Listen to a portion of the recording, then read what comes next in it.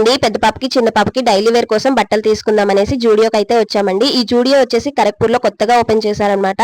అంటే మా ఇంటి దగ్గర నుంచి ఒక 10 మినిట్స్ డిస్టెన్స్ లో అయితే ఉంటుందండి. మా పెద్ద పాపకి ఎవ్రీ 2 మంత్స్ కి ఒకసారి ఖచ్చితంగా డైలీ వేర్ కి బట్టలు కొంటూనే ఉంటాము. మా పెద్ద పాప బట్టలు అయితే చాలా త్వరగా పాడు చేసేస్తూ ఉంటుందండి. మీ పిల్లల్లో కనుక ఎవరైనా ఉంటే డెఫినెట్లీ కమెంట్ చేయండి. ఇంకా మా వారైతే డైలీ వేర్ కోసం చెప్పులు అయితే తీసుకుంటున్నారు.